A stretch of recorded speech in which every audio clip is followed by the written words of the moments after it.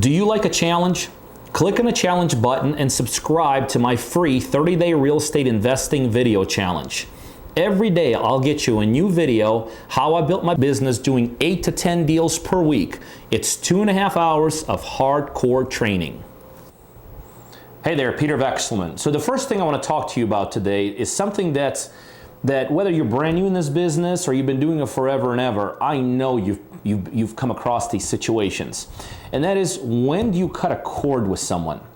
When do you basically stop working with someone? When do you stop doing deals with someone? When do you stop using someone who's maybe providing you a service?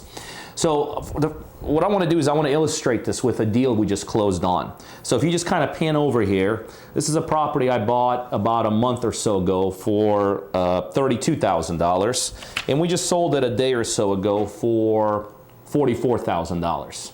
So that's a nice little flip, but here's how this HUD relates to cutting the cord and kind of cutting the bridge. This was sold by a sales person that actually used to be almost in-house for me. He almost ran my whole operation. He was absolutely integral part of my sales operation as it relates to getting rid of our inventory. Well, about a month and a half or 2 months ago, he and I decided that necessarily we weren't seeing eye to eye, and he basically said he wanted to go and do his own things. Great. And you know, at the moment we left, there's no question we did not leave on best terms. But both he and I were smart enough to know that there's value in our relationship. So after we cooled off for, it literally was just probably no more than a day or so, we figured out that we still need to figure out a way to work with each other. And we did. He was smart enough to do that, and I was smart enough to do that. So instead of cutting the cord, instead of cutting the bridge, instead of cutting totally the line to him, we just kind of redid things. And guess what? As a result of not panicking, as a result of not shutting him out of my life, which I could have done very easily, these things are happening. And the interesting thing is, they're happening almost on a weekly basis. Once or twice a week, I'm still paying him a commission.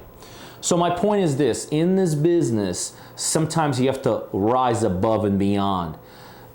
In the end, we all work with the same people. We all work with realtors, we all work with closing attorneys, we all work with title companies, we all work with investors, we all work with, let's say, bird dogs, we all work with the same marketing people. It's a tight-knit community.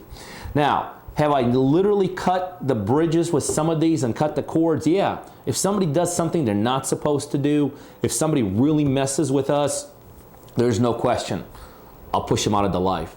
Out of our lives. But in the end, these small, tight-knit communities, if you start cutting too many cords, in the end, everybody will know you're the person that's constantly cutting people off for whatever the situation is. So my point is this: try to keep your lines of communication open with people for as long as possible.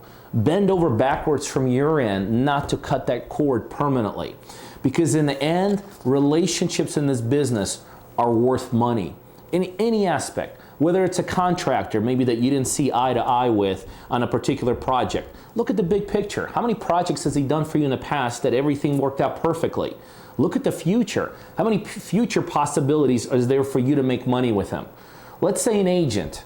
I've seen this happen so many times. Agents bring deals to buyers, and all of a sudden, somewhere along the line, a deal goes sideways. Hey, it happens at any level. And what does the investor do? They cut the cord with that agent, totally forgetting the big picture of all the money they've made with that agent or all the possible future deals that could be done with them.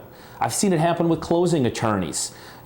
Somebody closes for an investor for an ongoing period of time, things are going well, then all of a sudden a particular deal falls apart at the closing table, and next thing I talk to that investor, they're like, oh yeah, I got him out of my life. Well, did you forget the 20 or 40 other deals you closed with that agent before where they did bend over backwards for you? Or the next 20 or 30 deals, are you going to need someone to bend over backwards for you? So I think I'm making my point very clear. Be smart in this business. In the end, everybody knows everybody. The more positive interaction you have with people, even if it's not necessarily at your level, at your terms and how you want it to be, the more money you're going to make in the end. So be smart. Only rarely, unless it's an extreme circumstance in this business, do you want to cut cords with individuals. Because in the end, relationships in this business, they're very profitable. They make us all money. Hey, you guys know what we do here. We do a ton of deals, and I have a one-on-one coaching program where I coach people just like you to help become very, very successful real estate investors. So if you're a buyer or you know other buyers literally all over the world that are looking for deals in a Georgia market, specifically concentrated towards Atlanta, you need to be on our buyers list. By now, you'll see my email scrolling across the screen. Send me an email. Just say, add me to the buyers list. And on a daily basis, you're going to get some terrific, both ROI and equity-driven deals emailed right directly to you. The other thing, if you're looking to become a successful investor, whether you're brand new, just getting started, or whether you're doing it already and you're looking to be a bigger, more sophisticated, more savvy investor, I know I could help you do that. Again, you could either send me an email to learn more about my one-on-one coaching program, or better yet, right below this video, there's a link, coachingbypeter.com. You can go straight there and learn more about how I could help you become very successful in this industry.